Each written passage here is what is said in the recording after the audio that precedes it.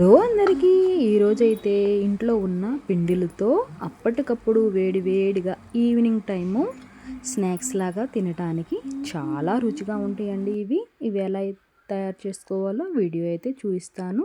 ఆలస్యం లేకుండా కావలసిన పదార్థాలు: కప్పు పొడి బియ్యపు పిండి, 2 స్పూన్లు గోధుమ పిండి, 2 స్పూన్లు శనగపిండి, టేస్ట్గా తగ్గట్టుగా ఉప్పు, ఒక ఉల్లిపాయ చిన్న చిన్న ముక్కలు, ఒక మీడియం సైజ్ టమాటా చిన్న చిన్న ముక్కలు, పచ్చిమిరపకాయలు. ఎలా తయారు చేసుకోవాలో చూపిస్తాను.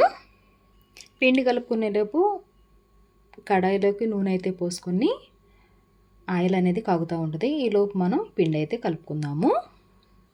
ముందైతే గిన్నె తీసుకొని కప్పు బియ్యం పిండి అయితే వేసుకోవాలి.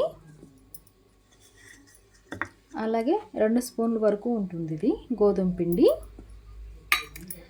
శనగపిండి 2 స్పూన్లు, సన్నగా కట్ చేసి పెట్టుకున్న పచ్చిమిరపకాయలు, టమాటో, ఉల్లిపాయ వేసేసుకోవాలి. వేసుకొని ఒకసారి చేత్తో అయితే కలుపుకోవాలి. ఇప్పుడు ఇందులోకి ఉప్పు అయితే వేసుకోవాలి. వేసుకొని కొద్దిగా నీళ్లు కలుపుకోవాలి. మనం పకోడీకి పిండి కలుపుకుంటాం కదా, అలా అయితే కలుపుకోవాలి. ఇప్పుడు నూనె అయితే వేడైపోయింది కదా, ఇందులోకి కొద్దిగా పిండి అయితే వేసేసుకోవాలి.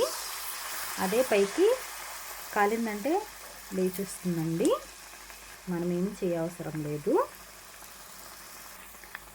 ఇలా అయితే తేలింది కదండి. ఇప్పుడైతే వెనక వైపు అయితే తిప్పేసుకోవాలి.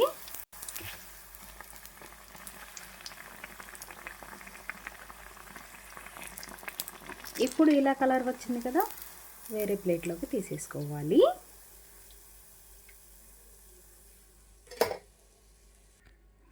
అన్నీ ఇలాగే వేసేసుకోవాలి. వెరీ సింపుల్గా అయితే అయిపోతాయండి ఇవైతే.